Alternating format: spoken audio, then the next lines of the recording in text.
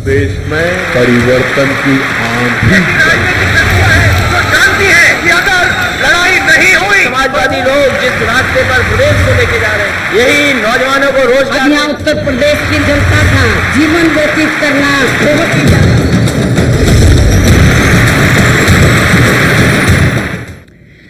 नमस्कार, किस्सा कुर्सी के में आपका स्वागत है। मैं हूं आपके साथ लोकेंद्र त्यागी। उत्तर प्रदेश में विधानसभा चुनाव के 7वें और अंतिम चरण के लिए बुधवार को जारी मतदान के तहत शाम 4 बजे तक 56% वोटिंग हुई है। आपको बता दें कि इस चरण में 7 जिलों की 40 विधानसभा सीटों पर वोट डाले गए। हालांकि 5 बजे तक जो आंकड़ा था वो 60% के आसपास पहुंच गया और उम्मीद यही है कि यह आंकड़ा और भी बढ़ सकता है। साथ ही आपको यह भी बता दें कि आज जो सबसे अहम सीट रही वो थी वाराणसी की, जहां पर आज वोट डाले गए। तमाम दिग्गज भी वहां पर वोट डाले गए और आपको पता है कि पिछले 3 दिन से प्रधानमंत्री नरेंद्र मोदी लगातार वहां पर प्रचार कर रहे थे। तो इस सीट पर किस तरह का जनता का रुझान रहा वो भी आज किस्सा कुर्सी में आपको बताएंगे। उत्तर प्रदेश में परिवर्तन की आंधी जानती है कि अगर लड़ाई नहीं हुई, समाजवादी लोग जिस रास्ते पर प्रदेश को लेके जा रहे हैं, यही नौजवानों को रोजगार। यहाँ उत्तर प्रदेश की जनता का जीवन व्यतीत करना बहुत ही ज्यादा।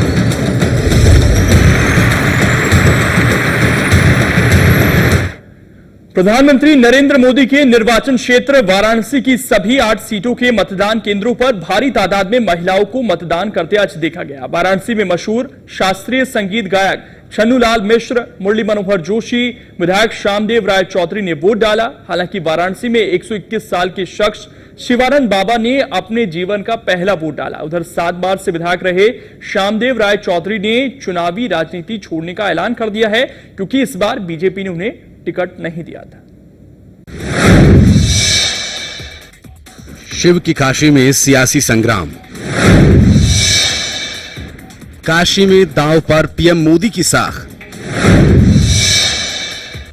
बनारस के रण पर देश की नजर। बनारस के दिग्गजों की किस्मत ईवीएम में बंद।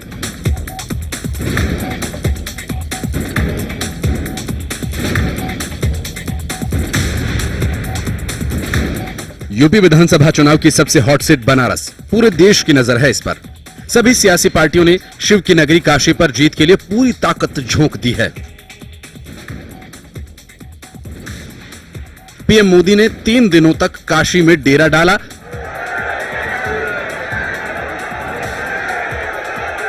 तो सीएम अखिलेश यादव और कांग्रेस उपाध्यक्ष राहुल गांधी ने मेगा रोड शो किया।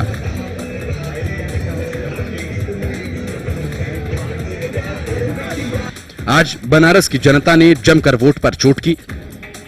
यूपी विधानसभा चुनाव के आखिरी चरण में आज जमकर मतदान हुआ। सुबह से ही पोलिंग स्टेशंस के बाहर लंबी लंबी लाइनें लगने लगी थीं। बनारस में आज कई दिग्गजों ने भी अपने वोट डाले। बनारस में बीजेपी के सांसद रह चुके मुरली मनोहर जोशी भी अपना वोट डालने पहुंचे।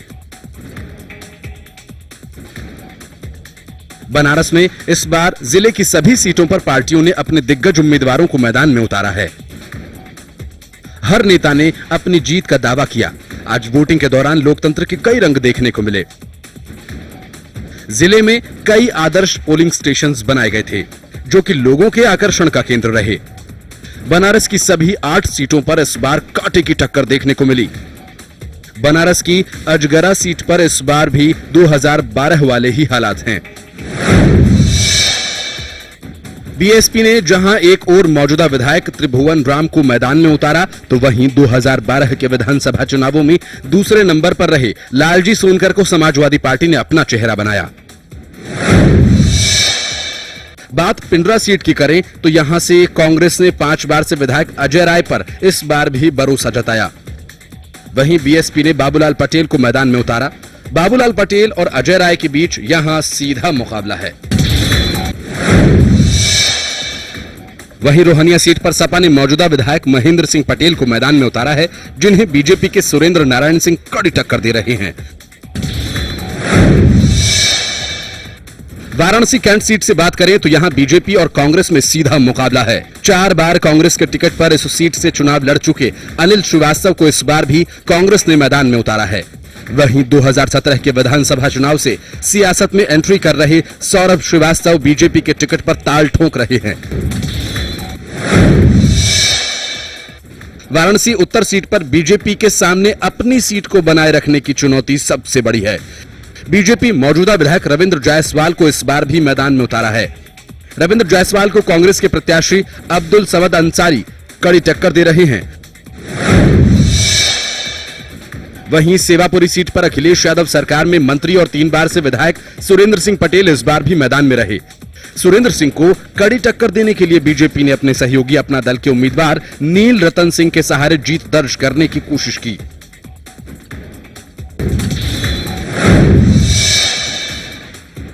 वहीं शिवपुरी सीट पर बीएसपी ने 2 बार से विधायक और मायावती सरकार में मंत्री रहे वीरेंद्र सिंह पर इस बार भी दांव लगाया है। वीरेंद्र सिंह को टक्कर देने के लिए 2014 के लोकसभा चुनाव में सपा छोड़कर बीजेपी में आए अनिल राजभर इस बार मैदान में हैं।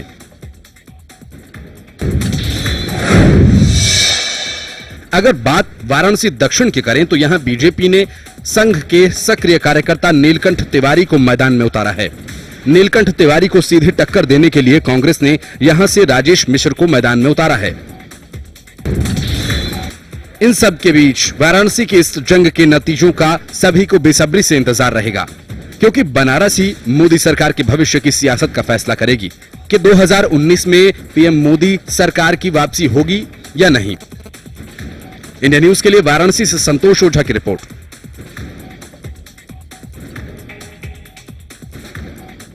बनारस सीट पर 7 बार विधायक रहे श्यामदेव राय चौधरी को इस बार बीजेपी ने टिकट नहीं दिया है। इससे श्यामदेव खासे नाराज हैं। आज मतदान के बाद श्यामदेव राय चौधरी से बातचीत की हमारे संवाददाता अरविंद चतुर्वेदी। श्यामदेव राय चौधरी 7 बार के विधायक थे। आम लोगों के लिए सड़क पर धरने पे बैठ जाते थे, स्कूटर से चलते थे, लेकिन उनका टिकट काट दिया गया। दादा, वाकई आपको तकलीफ नहीं है? कोई तकलीफ नहीं है। जो ईश्वर करता है भले के लिए करता है। कोई कारण तो बताया गया होगा कि भाई 7 बार के विधायक का टिकट काट दिया। कारण मुझे जानने की जरूरत भी नहीं है। लोगों के मन में दुख है, तकलीफ है, अब ये तो लोग भावुक हैं। पता नहीं। और शायद मैं तो आपको बचपन से देख रहा हूं, इन्हीं गलियों में मेरा बचपन बीता है, स्कूटर से चलते हुए, सड़क पे संघर्ष करते हुए। मैं एक अनुशासित कार्यकर्ता होने के नाते पार्टी के निर्णय के साथ हूं। प्रधानमंत्री महोदय और राष्ट्रीय अध्यक्ष जी ने आपसे बात की, आपको मनाने के लिए बहुत सारे मंत्री लगाए गए थे। नहीं, मनाने के लिए नहीं, ये उनकी सहृदयता थी। कहा गया कि आपको एमएलसी बनाया जाएगा। नहीं, मैं इसकी कोई जानकारी नहीं रखता। क्या बनाया जाऊंगा ये मुझे कोई जानकारी नहीं है। आप एकदम दिल से कह रहे हैं, आप कार्यकर्ता तो हैं लेकिन पहले एक ह्यूमन भी हैं। 7 बार के आप विधायक थे, आपने सारे जनता को छोड़ दिया। जो आपको जिन्होंने 7 बार तक विधायक बना के रखा, आपके मतलब उनके लिए आपके मन में जरा से भी तकलीफ नहीं है? विधायक के रूप में नहीं, दूसरे रूप में उनके साथ ही रहूंगा। काशी छोड़ के मैं कहीं जाऊंगा नहीं। यानी आपकी सड़कों पे राजनीति जारी रहेगी? जारी रहेगी, बिल्कुल। बिजली अगर नहीं होगी तो आप सड़क पे धरने पे बैठेंगे? बिल्कुल बैठेंगे, भले ही शहर दक्षिणी का विधायक कोई और हो। देखिए, ये बड़ी महत्वपूर्ण बात कही। श्यामदेव राय चौधरी ने साफ कह दिया है कि दक्षिणी विधानसभा के लिए अगर कोई तकलीफ में होगा तो श्यामदेव राय चौधरी धरने पे बैठेंगे, उनके लिए लड़ाई करेंगे और बनारस में ही रहेंगे। उनको क्या पद मिलेगा ये देखना बेहद महत्वपूर्ण होगा, क्योंकि प्रधानमंत्री नरेंद्र मोदी और अमित शाह ने उनसे अलग से बातचीत की थी। कई मंत्रियों ने उनको मनाने की कोशिश की। दादा भले ही कहे कि वो नाराज नहीं है, लेकिन दिल में, मन में कहीं न कहीं तकलीफ जरूर है। गौरव के साथ अरविंद चतुर्वेदी, इंडिया न्यूज, बनारस, उत्तर प्रदेश। दक्षिणी से श्यामदेव राय चौधरी का जब टिकट कटा तो बनारस में शहर दक्षिणी के मतदाताओं को मानो सांप सूंघ गया। उनके बेटे हमारे साथ हैं और उनसे बात करते। आपको कैसे, मतलब 7 बार के लगातार विधायक का टिकट काट दिया जाता है, मन में तकलीफ नहीं? बिल्कुल तकलीफ है, और तकलीफ रहेगा भी, आजीवन रहेगा। तो क्या कहे बीजेपी के लोगों ने कि 7 बार का लगातार विधायक है, उसको बिना बताए उन्होंने टिकट काट दिया? कोई तर्क तो रहा होगा उनके पास? नहीं, इसका कोई जवाब नहीं है। इसका उनके पास कोई जवाब नहीं है। किन लोगों ने बातचीत की? राष्ट्रीय अध्यक्ष जी ने, प्रधानमंत्री जी ने? सारे लोग बात किए। अब ये सब सारे बातों का तो हम लोग चूंकि राजनीति में उस तरीके से रुचि नहीं रखते हैं, लेकिन ये बात तो वो लोग मिले, दादा से मिले और जो भी बातें उन लोगों के बीच हुई है ये सारा संज्ञान में नहीं है हम लोग के। लेकिन एक बात आप ये मुझे बताइए कि एक ऐसा व्यक्ति जिसके ऊपर कोई आरोप नहीं है, एक ऐसा व्यक्ति जो जनता की समस्याओं के लोगों के धरने पे बैठ जाता था, एक ऐसा व्यक्ति जो स्कूटर से चलता था, उसके बाद भी उसका टिकट काट देना, बात पचती नहीं है। ये बात तो आपको उन लोगों से पूछनी चाहिए जिन्होंने टिकट दिया है। इसका जवाब तो उनके पास होगा, हम लोग के पास इसका कोई जवाब नहीं है। तो जनता जवाब देगी मुझे लगता है। अब जनता जनार्दन है भाई, जनता का प्यार उनको मिलता रहा है। उनका तो यही है, ना वो धन बल था उनके पास, ना बाहुबल था उनके पास, यही धन था जनता का प्यार। और जनता आशीर्वाद अगर इनको देगी तो ये फिर जीतेंगे। जनता के प्यार से ही वो जीतते आए हैं और आगे जनता का फैसला सर्वोपरि है। मन में तकलीफ है आपके? तकलीफ तो होगा ही, एक पुत्र के नाते तकलीफ तो है हमको। चलिए, हम उम्मीद करेंगे कि भारतीय जनता पार्टी ने जो वादा किया है श्यामदेव राय चौधरी से, उसको वो पूरा करने का काम करेगी। लेकिन इतना मैं जरूर कहूंगा कि श्यामदेव राय चौधरी का शहर दक्षिणी से टिकट कटने का बड़ा प्रभाव होगा और शायद यही कारण था कि प्रधानमंत्री नरेंद्र मोदी को 3 दिनों तक बनारस में रुकना पड़ा और 3 दिनों तक कई जगहों पर जाकर लोगों को समझाना पड़ा, रोड शो करना पड़ा, जगह जगह उनके मंत्रियों को लोगों से बात करनी पड़ी। ये शायद एक बड़ा प्रभाव है श्यामदेव राय चौधरी का शहर दक्षिणी से टिकट कटने का। गौरव के साथ अरविंद चतुर्वेदी, इंडिया न्यूज, बनारस। प्रभाव तो है, लेकिन प्रधानमंत्री नरेंद्र मोदी इस प्रभाव को कितना कम कर पाए हैं जो उन्होंने 3 से 4 दिन प्रचार वहां पर लगातार किया है, ये देखना होगा। 11 मार्च को साफ हो जाएगा। फिलहाल वक्त छोटे से ब्रेक का हो गया है, जल्द वापस लौट रहे हैं। उत्तर प्रदेश में परिवर्तन की आंधी तो जानती है कि अगर लड़ाई नहीं हुई, समाजवादी लोग जिस रास्ते पर प्रदेश को लेके जा रहे हैं, यही नौजवानों को रोजगार। अब यहाँ उत्तर प्रदेश की जनता का जीवन व्यतीत करना बहुत ही ज्यादा।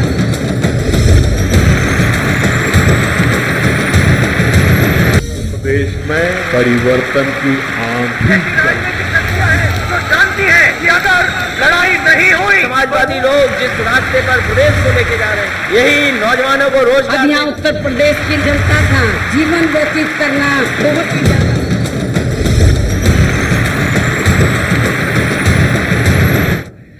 ब्रेक के बाद आपका स्वागत है। विधानसभा चुनाव के आखिरी चरण के लिए चंदौली में बम्पर वोटिंग हुई है। यहां पर मोदी सरकार के दिग्गज नेता की प्रतिष्ठा दांव पर है। चंदौली गृह मंत्री राजनाथ सिंह का गृह जनपद भी है और चकिया विधानसभा क्षेत्र में उनका गांव है। राजनाथ सिंह भले ही लखनऊ से सांसद हों, लेकिन चंदौली हमेशा से राजनाथ सिंह के लिए प्रतिष्ठा का सवाल रहा है। गृह मंत्री के गढ़ में बम्पर वोटिंग।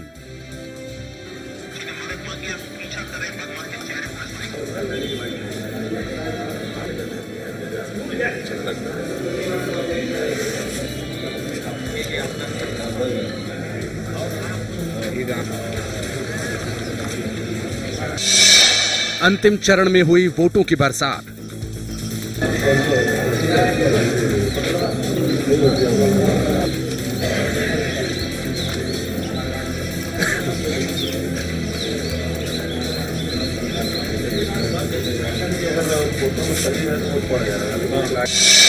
चंदौली में दांव पर दिग्गजों की साख।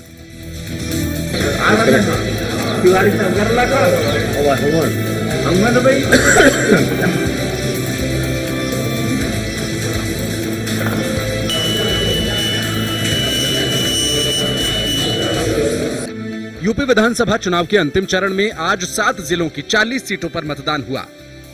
अंतिम चरण में हर जिले में मोदी सरकार के दिग्गज नेता की प्रतिष्ठा दांव पर है। चंदौली गृह मंत्री राजनाथ सिंह का गृह जनपद है और चकिया विधानसभा क्षेत्र में उनका गांव है। राजनाथ सिंह भले ही लखनऊ से सांसद हों, लेकिन चंदौली हमेशा से राजनाथ सिंह के लिए प्रतिष्ठा का सवाल रहा है। अंतिम चरण में आज चंदौली में जमकर वोटों की बरसात हुई। दिन भर लोग पोलिंग स्टेशंस के बाहर वोट डालने के लिए लाइन में लगे दिखाई दिए। क्या वीआईपी, क्या आम आदमी, हर किसी में वोट डालने का उत्साह था। कुछ जगहों पर पुलिस और वोटर्स के बीच विवाद भी हुआ, जिस पर काबू पाने के लिए पुलिस ने हल्का बल प्रयोग किया। ये पपीता वाला ठेला किधर गया?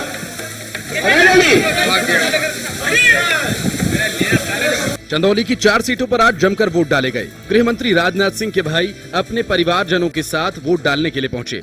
चंदौली विधानसभाओं के मामले में भले ही छोटा हो, लेकिन चंदौली को कम आंकना कोई नहीं चाहता। यहाँ की हर सीट पर इस बार कांटे की टक्कर देखने को मिली।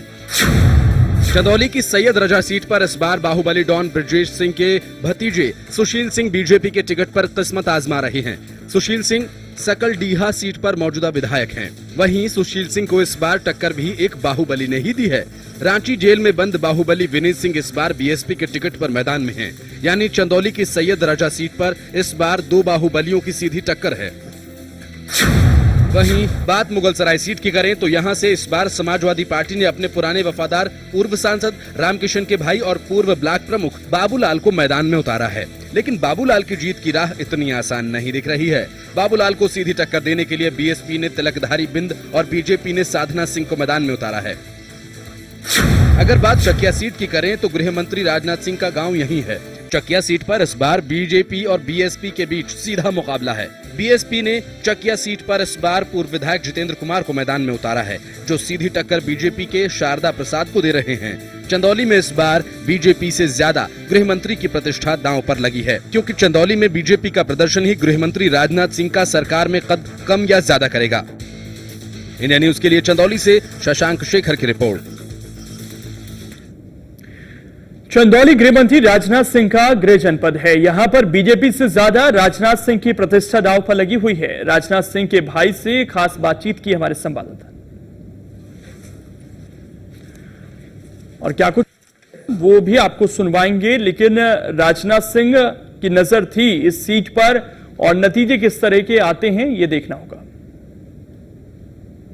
अभी हम खड़े हैं चकिया विधानसभा के भभौरा गांव में। भभौरा वही गांव है जो देश के गृह मंत्री राजनाथ सिंह का पैतृक गांव है।